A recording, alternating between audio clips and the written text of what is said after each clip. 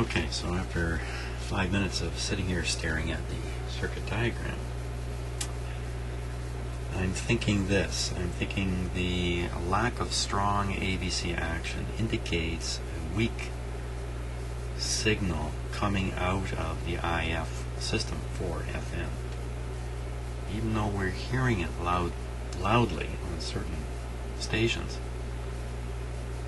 that could be because, again, the weak AVC is not cutting the radio back sufficiently. So why would the AVC be weak? Or why would the IF signal for FM be weak? Well, it could be the tubes. Even though it uses the very same tubes for the AM IF at 455 kilohertz, and that seems to be working okay, producing a pretty strong AVC voltage. It's just possible that at 10.7 these tubes are not working well. 10.7 megahertz, the IF for the FM signal, they may not be working well. So because of the higher frequency. So what I'm going to do, just on a whim, kind of on a whim, is I'm going to swap. There's two. I don't have any replacement tubes other than the output tube. Doesn't seem to be a problem with that. So, but there's two identical tubes here, two EF41s, and I'm simply going to swap them from spot to spot just to see what happens, just in case that gives me another hint. It's something that I can do quite easily. So that's what I'm going to do. So I see the two tubes are right here, right in front of the radio. So first I'm going to set the radio volume, all this stuff up, look at the AVC voltage, swap those tubes, and then see what goes on without changing anything else. So I need to tune in a fairly strong signal here.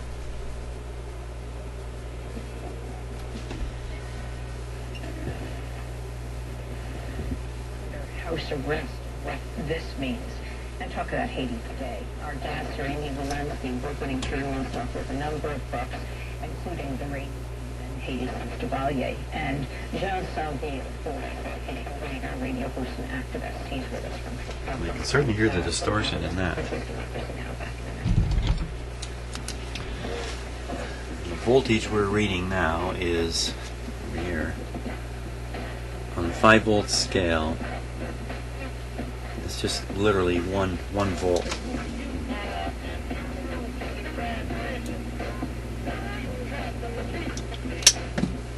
Okay. Switch off. Plug on.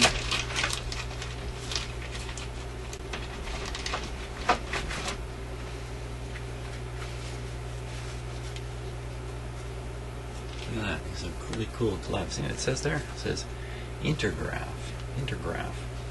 That's a computer company. Gardening gloves. Figure it out. Ooh, oh, look at the bass on that, eh? That's kind of a metal ring. These are very different. Okay. You come out. Definitely the 41. Right back in.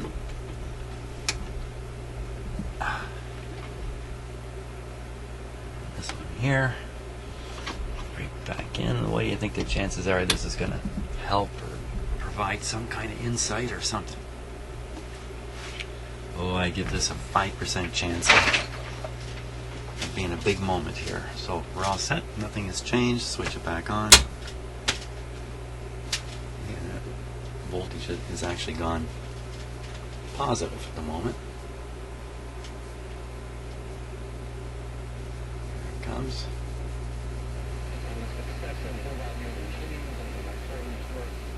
Heading for the same spot.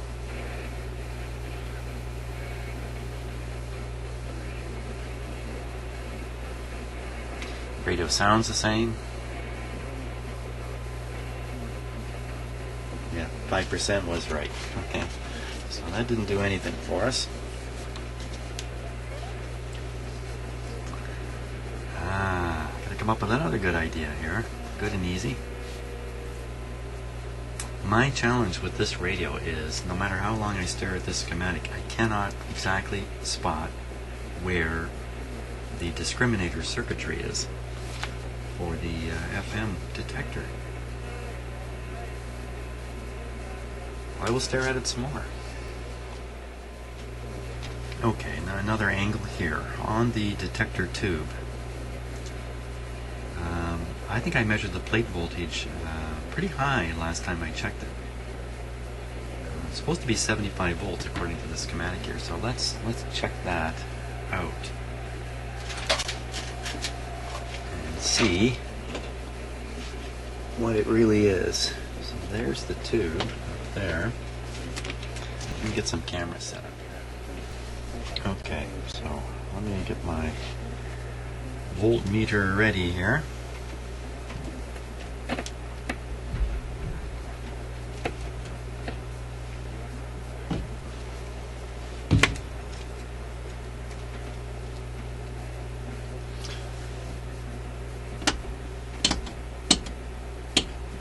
Okay, so keeping an eye on this meter, I'm going to give you the two-screen view here. So on one side you see me and you can see the meter, and on the other side you can see the tube that we're going to be testing right in there.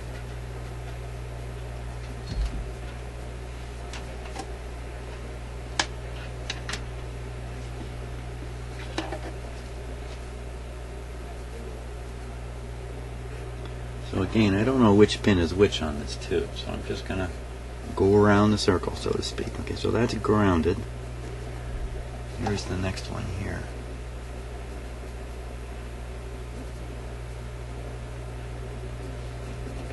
Nothing.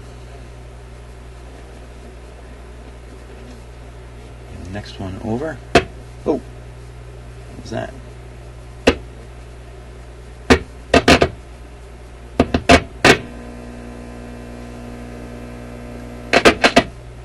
That's about, on the 500 volt scale, that's like 150 volts. 160 volts. Here. My camera angle's not working well here. How about that? Every time I adjust the light, the camera readjusts. It's fighting me here. There, hopefully you can see this meter down here now. Let's try that again.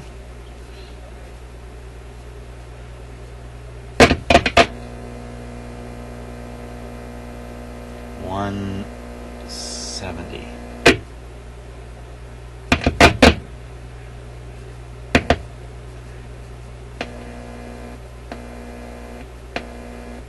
That's the other side of a capacitor there. So 170. Now, there's not supposed to be any 170 on this tube. It's supposed to be 75. So, you know, that's a real interesting thing. Now, there's two resistors in series, a 200K and a 100K. Those are pretty big resistors. That goes down to the supply down here. So let's check across those resistors and see that there is a drop on them.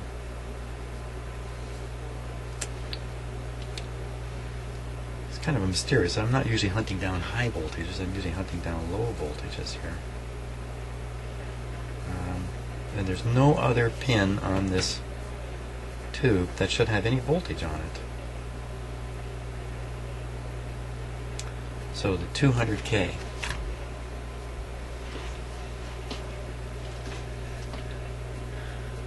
Well, there's a big 200K right there. Right there. Can you see that? Yes, barely. Yeah. Just slide it down. Come on over here. Okay, so on the other side of the 200K. Oop.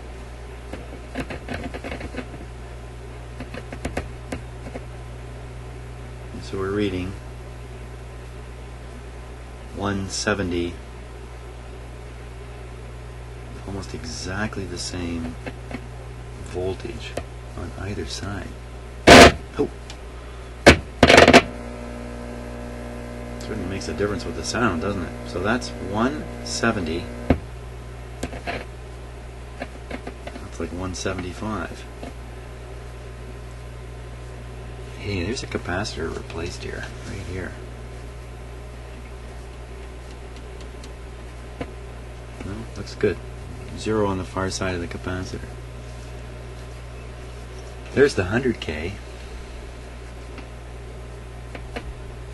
Whoa, whoa, whoa, whoa. Slip like that. It's like no current draw through the tube. Because there's no voltage drop on those large resistors. Yet the current draw is supposed to be 0.45 milliamps. So what kind of voltage drop would 0.45 milliamps give you? Okay, so 0.45 milliamps, that's hard to work with in my head. So I'm going to change that to 1 milliamp. You have 1 milliamp flowing through 200K.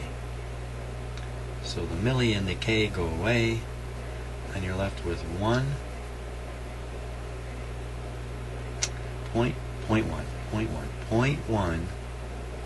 milliamps flowing through 200K. It's really 0.5 milliamps.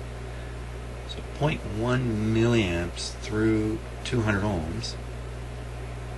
Oh, I gotta start over.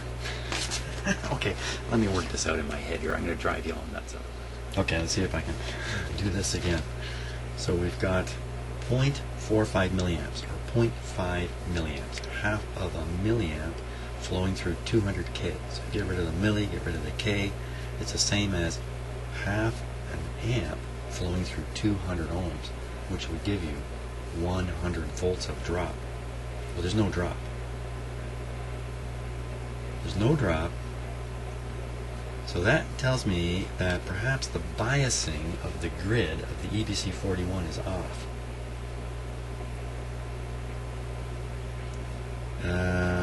Okay, so let's see. The grid is grounded with a 20 megohm resistor, so I don't have to worry about that, I don't think. The other side's got a 5 nanofarad blocking capacitor going to the volume control wiper. Maybe that capacitor is messed up there. So let's get on the grid. The grid of an EBC41. Okay, I gotta find that. EBC41. Let me hunt that down here. Okay, so the grid on an EBC41 is pin number 3, and the plate that we were measuring is pin number 6. So we know where the 6 is. So that's 6, 5, 4, wow, 3 is shown solidly grounded. Wow, what's going on here? Let's take a look again.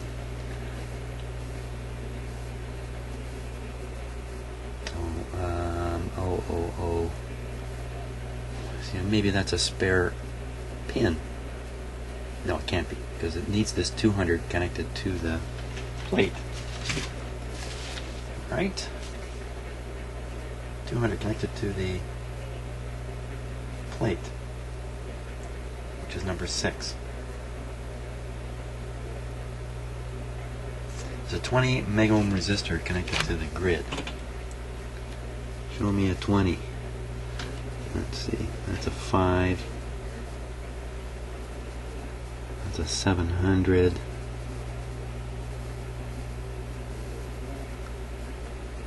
And it looks like a 1 back there. I don't know what that is. Man alive. Count it wrong? 6, 5, 4, 3. Come on.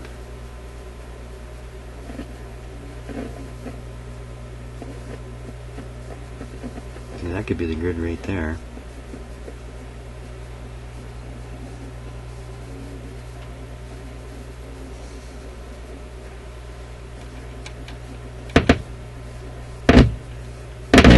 Ooh, that could be the grid there. 1000 picofarad, 5 nanofarad capacitor. Yeah, 5 nanofarad. There it is. So that 5 nanofarad capacitor, what's it sound like? One side we heard it. What's it sound like on the other side? Wow. That's really hard to see what is going on there.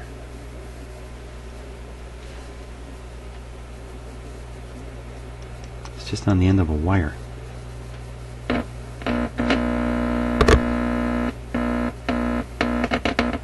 No voltage. Whew, does that sound different? Doesn't that doesn't sound so good, does it? Is that different sounding, or there's no capacity left in that little capacitor? Okay, we're changing them. I don't know what else to say. Let's change that guy out of there. 5 nanofarad capacitor. Okay, I'll hunt that down and get ready to do that. I'll just see if that's the miracle part. You know, I've always been a little curious about that thing anyway. Okay, so I have a 5000 picofarad capacitor right here. So we'll start removing that one while my soldering iron is still warming up here.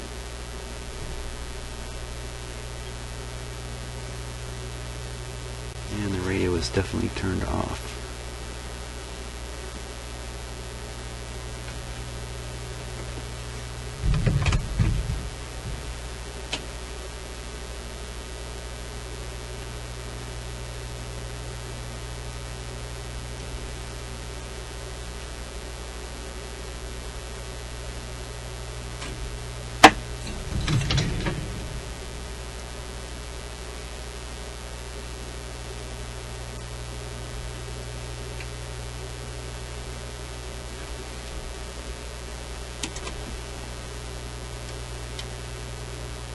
Now see that wire I'm pulling out there goes to the wiper of the volume control.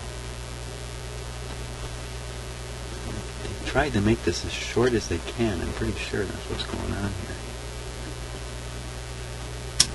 Oh, they want to have the unshielded portion of this circuit as low as possible.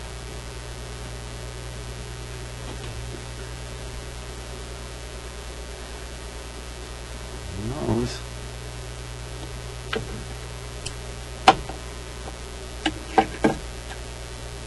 I guess little is a better word than low there. So I'll try to duplicate that.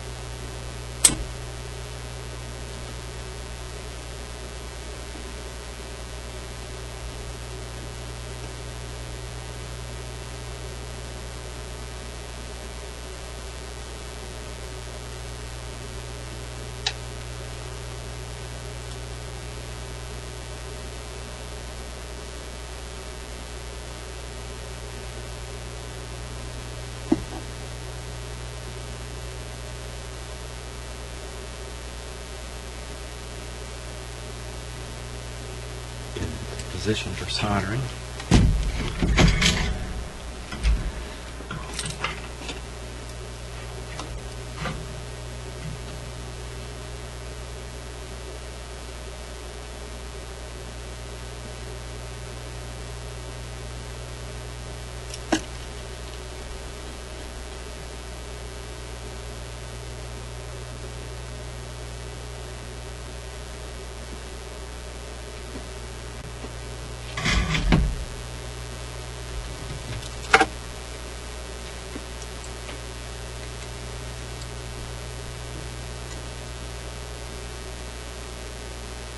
About to hold on to the wrong end there.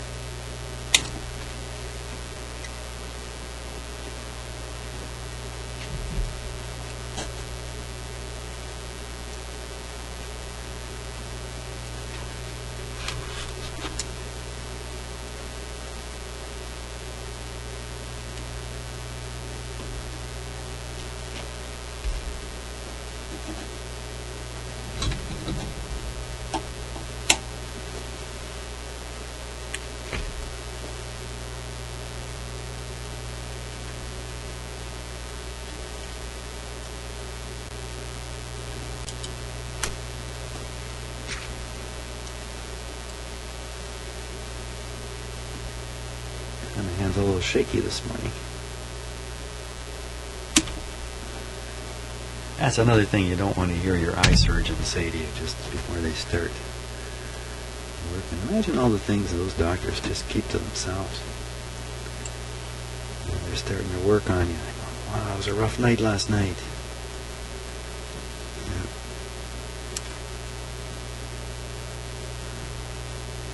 Shame on me for saying such a thing about doctors.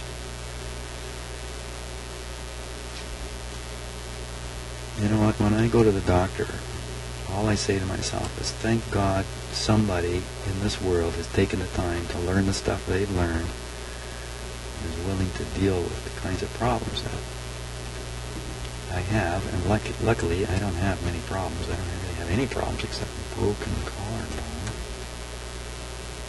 I'm lucky to this point in my life. So I haven't experienced the wonderful Canadian medical system too much.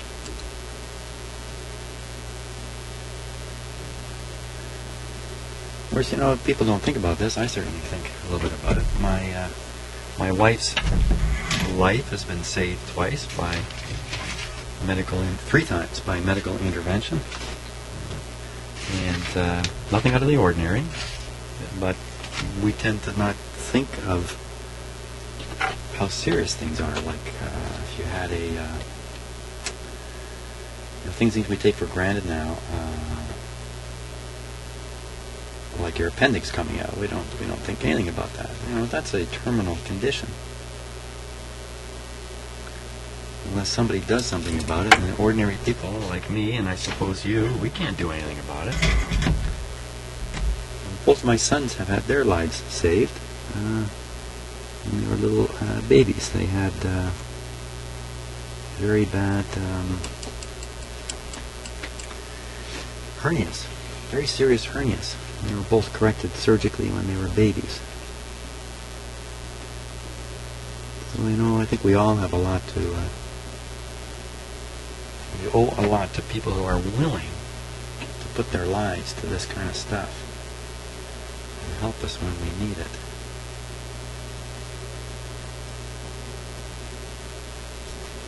Lots of people doing that. Lots of public service people are doing that kind of thing. Tend to take it all for granted. And you know, I'm talking here in Canada, which is a great country. You could be listening in a country where you don't have a wonderful medical system to take care of you and this and that. So easy for me to forget that people all over the world are watching my videos and listening. And listening to me. Okay. We have done it. It is in there. What are the chances that this fixed the radio? Oh, very, very low. I think very low. Okay, we're all set to switch on again. I think we're in relatively good shape here. Safety. Whoosh. Good.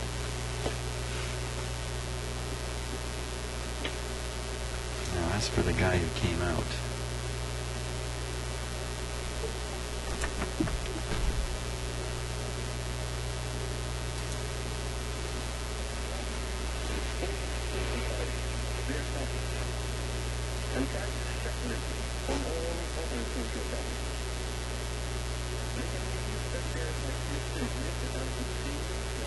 it might be fun to look at this under the microscope, actually. See if we can get a look at the end of it there. Let me just zoom this camera. This camera's pretty good. Let me zoom it in all the way.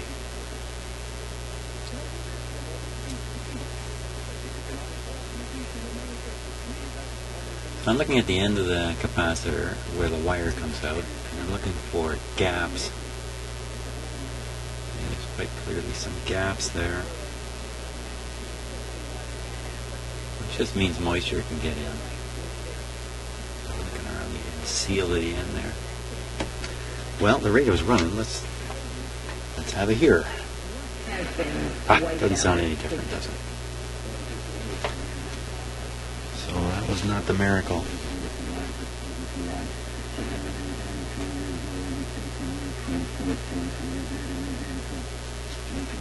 Now there's another component down there. Oh, I'm sorry. I'm looking at nothing. There's another component down there. I did not identify last time. We should try identifying it this time. It's quite visible now. It's that yellow thing there. What is it? So it's also coming off the grid, and it looks like it goes around to another pin. So, that would be the 200 megohms, or 20 megohms, 20 megohm resistor.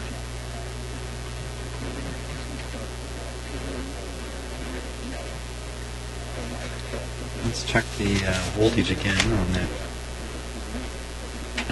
tube. That's right here. The meter is still set properly. Oh,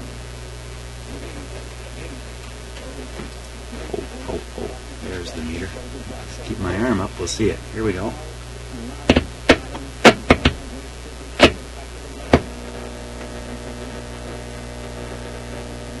We're on the 500 volt scale. It's 120 volts. 170 volts, very same as it was. What's going on here?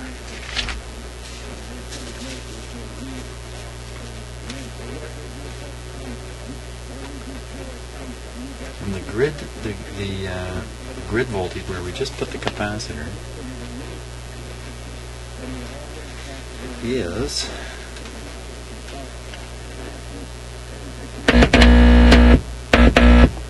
very slightly negative.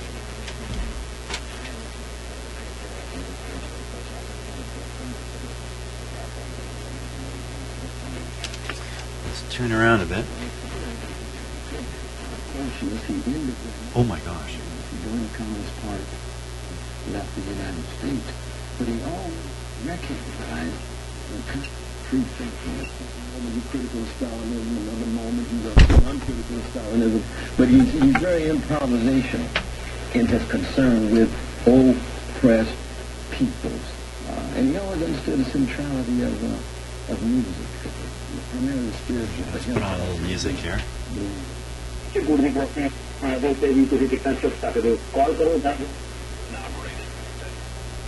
Calling for music.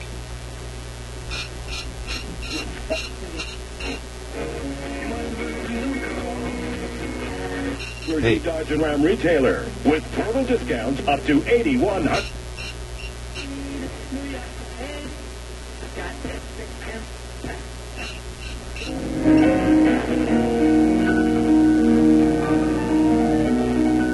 Hey.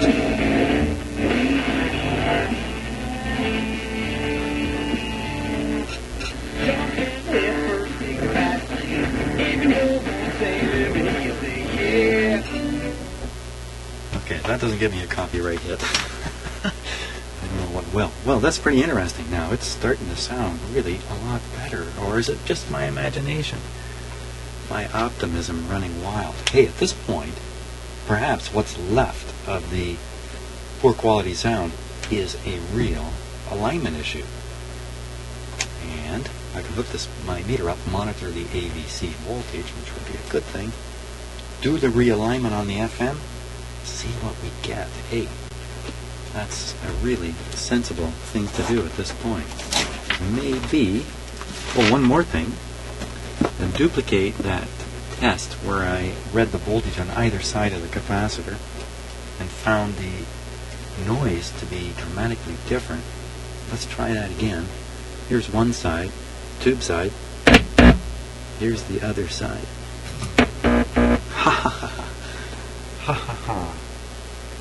So, that did help. One side, other side. Still definitely a drop across it. but nothing like it was. Hey, not bad. Okay. I think I'm going to do this by feeding in the IF frequency of 10.7 and tune that. Since we now have the AVC voltage being monitored, that should work, because there's generally no tone coming out of the speaker when you do this on FM. FM doesn't react to amplitude modulation. So the tone in my signal generator would never be heard. Shouldn't be heard anyway. And since there's nothing to be heard, nothing coming out of the speaker, nothing to measure, you can't align it that way. That's what I'm getting at in a roundabout way. So what am I doing? I'm going to stop the video while I set this up. Calm myself down. I've gotten a little excited.